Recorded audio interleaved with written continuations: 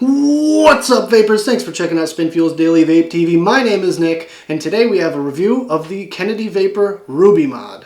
So before we get started, I do want to give a huge shout out to Adam Webster, aka the Vaping Nerd on Instagram. He's the one that got this thing for me for the purpose of this review, so big shout out to you, Adam. Make sure you go follow him if you have an Instagram account. Without further ado, let's go right down and look at some specs of this device. So, first of all, it is made out of This model is tellurium copper. They also have naval brass and food grade stainless steel available, and they are available right now on Kennedy's website, which I will have in the description if you want to pick one of these up. Now is the time to do it while they have them in stock.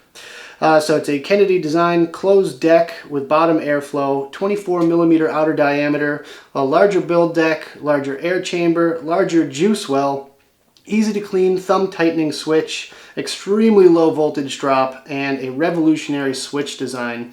And I definitely agree with all of that. I mean, it maintains that same true Kennedy form factor. It looks gorgeous, absolutely gorgeous. I love the quality of materials they use in these. They definitely don't skimp out one bit. And there are some new features about this that are slightly different than the Kennedy 24, which I really want to show you. And we'll do that in the close-up view. So let's get right to it. I'll take one rip off of this thing. We'll go down to the close-ups.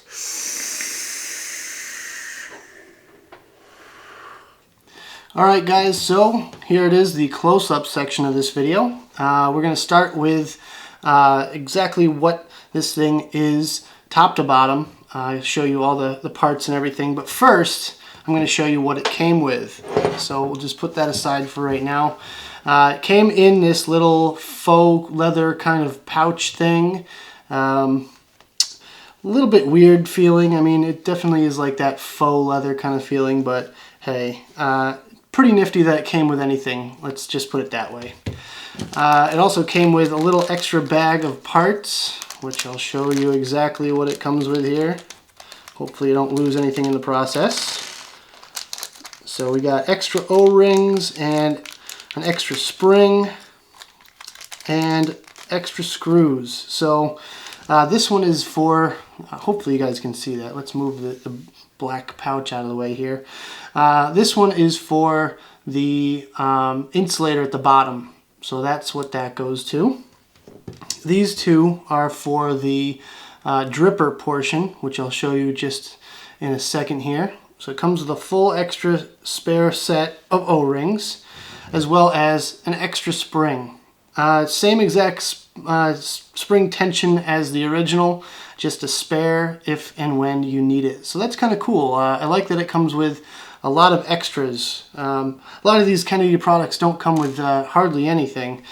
So it's good to have a little, a few little extra things here. And let's get you a close-up of the screws. Your standard Kennedy screws, except for this one, which this is for the center pin, which I'll show you in just a second of why it's so different. Here it is. Here's the Ruby. It's your standard, Kennedy kind of quality. You have a stainless drip tip. It comes with a stainless tip. I really wish they would have included the same material that the mod is made out of for the tip, but we have the stainless tip. I mean, you guys know me. I'm not the biggest fan of metal drip tips to begin with, so that's why I tend to use it with my Half Moon Mods tip here, which fits the Kennedy 24 beautifully. But, it's your choice, so you have a lot of different options nowadays as far as the tip is concerned. Your regular top cap with your O-ring inside. So the tip itself doesn't have an O-ring on it, but inside here you'll notice an O-ring, and that is for the tip to fit in all nice and snug. So you have your top cap here, of course engraved with the Kennedy logo. I'll give you guys a close-up of that. There we go. Hopefully you guys can see the engravings pretty good on there. And standard Kennedy 24 top cap. And when these things are dry, they stick on there really good. With a little bit of juice, it does work in a little bit, so it won't be that tough to get the cap off all the time, but I do like that they have that cap on there really nice and snug, so you can pick the actual whole mod up with just the top cap, holding just the top cap, and even just holding the drip tip, in fact. You know, it's all the O-rings, all the seals are really nice and tight, which I really like. There's the ruby engraving on there. And then on the other side you have your serial number. Mine is number 0070, 0070. And actually Adam Webster, the guy that gave this to me, said that all the serial numbers that end in a 0 have a slight blemish to them. So that's an interesting little ruby fact for all you Kennedy freaks out there. Anything that ends in a 0 will have a slight blemish, at least on the copper mods. I'm not sure about the brass or the stainless. They might have worked that out when they turned out the next few batches. Alright, so as you can see here, the center post is actually wider than the outer two posts. And the outer two posts are stainless steel, and the middle post is, of course, tellurium copper.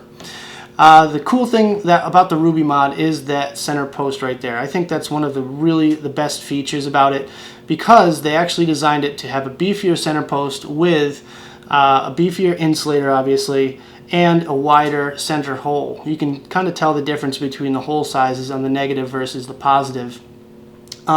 They did that to accept more of the fancier coils that people are making nowadays. So people are making all these fuse Claptons and things like that with a lot of different types of wire. So they actually designed this mod around all of the fancy builders out there. So that's kind of cool. I like that they did that.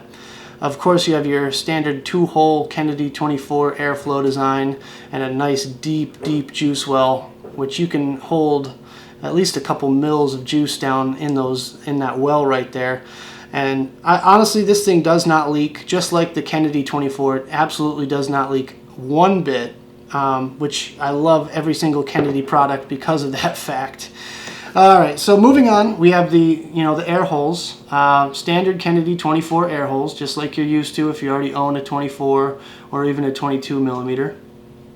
But then you'll see, obviously, it connects directly to the body, and that's kind of an interesting thing, because instead of telling their CNC machine to cut down right here for the 510 connection, they just said eject a 3 or 4 inch slug, which is actually the body of the mod itself. Then they go on to bore out the middle section. So I like that. That's pretty unique kind of engineering there. It's very simple, elegant design. Obviously no engravings on the body of this thing, but it is a massive fingerprint magnet. I literally had this thing up to a polished shine right before I started this video, and of course now my fingerprints are all over it already. And it's going to just get worse from there. Obviously with copper, you're looking at probably 2 or 3 days before it gets all patinaed down. So you have your air holes at the bottom here. You can kind of see I have a little bit of polish residue in there. There's almost no way to escape that unless you have like some sort of like scrubby brush or something that you can actually get that stuff out of there with, or maybe a toothpick or something like that. But unfortunately I don't have any of that stuff at the shop, so I'm left with a little bit of residue inside the air vent holes there, just in case your battery decides to vent on you. This is one added safety feature that I really like. Also, the gases will vent out of the bottom of the switch as well, but it's not really heavily built on the fact that it will vent out the bottom. It's mostly designed to vent out the sides here. So moving on to the switch, obviously you can see the walls of the switch are a couple millimeters in thickness. That is to prevent any dings or anything like that from really deforming the button section. Also, you'll see a slight gap around the switch itself, which further prevents any damage to the switch, and it allows it, if you do happen to drop it right on the switch itself, it's not going to prevent the switch from actually firing and for you getting the battery in and out, which I think is a really unique design. I think you should applaud that like I do. Anyways, let's just remove the switch here, and it's just a simple turn of the thumb, really. just like that, the switch comes apart. And without a battery in it, sometimes you manage to get the switch apart in sections, but when you have a battery in there, that will never happen. That's one of the other great design features of this thing. So here you have the bottom of the switch. Simple little design here on the bottom, a little X pattern. It does kind of feel a little weird when you're pressing on it. You can definitely tell that that deep engraving is there, but it doesn't really interrupt the flow of how things go when it comes to, you know, just using this day in, day out. You can see the little pegs on the upper half of the switch, and you'll also notice that there's no threads in the switch, which I think is a great design. It allows for less voltage drop and makes this thing hit that much harder. So there's a spring as well, so if you had to replace that spring, you have to basically just get it up and over this section here, and then you can actually just unspool it there from there. But overall, just very, very simple switch design. Here you have the upper half of the switch, the receiver end, if you will. You'll see the two drilled out posts on either side here and here, and that allows for the switch to come up and through. I'll show you in just a second. Switch goes up and through, does a quarter turn, and then rests in the little grooves there. Doesn't hang up, doesn't misfire. I've never had a misfire on this thing. And it's overall, I think it's very, very ingeniously and simply designed. I absolutely love it. The threads are nice. Not the greatest threads I've ever seen, but they're definitely better than average as far as threading goes. They're very, very smooth. If anything, it's the inner threads on the mod that kind of bug me a little bit. However, these threads here are nice and smooth. So just real quick, I'll show you how to install the actual switch. And it helps me if I'm looking at it from the top down. So I'm actually going to look at it right now from this direction. Obviously you have your insulator on the top there.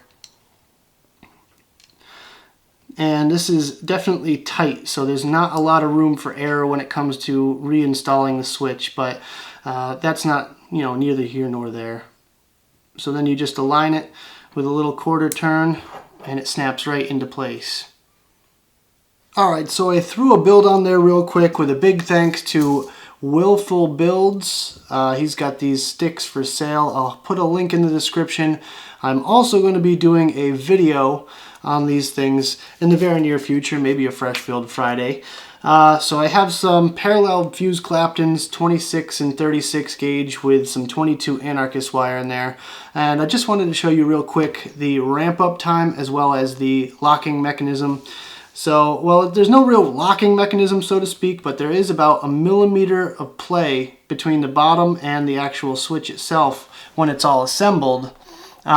So it's pretty safe even when it's just in your pocket or something like that. Obviously, if you're going to be transporting this thing long distances, I still recommend taking the batteries out, but just to let you guys know, there is a little bit of room right in there, and it's just finger tight, so I can just easily remove this switch without even firing the device just by unscrewing this here and just tightening it right back up. You just want it finger tight. You don't have to put a coin in there or anything like that. And that's it. So once it stops on its own, you're done. And obviously, no battery rattle. You can obviously hear no battery rattle there. And real quick, I just wanted to fire this thing up and show you some vapor production off of it and what the switch sounds like and looks like when it's firing.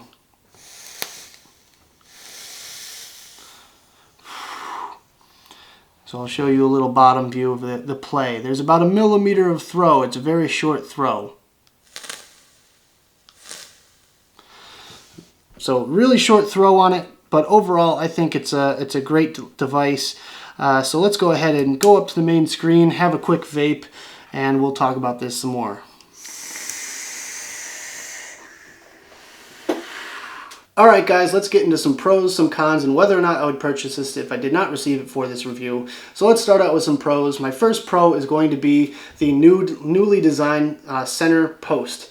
I love the fact that they made the center post on this thing a little bit beefier, and it easily accepts multiple wires.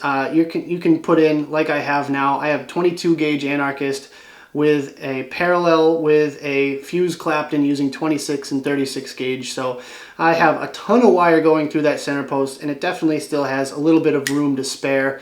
I love the overall design of the center post and the fact that it has a bigger, chunkier screw on it as well. Just, you know, I think they really perfected it, and I would like to see that in future Kennedy designs if they come up with something in the future like this.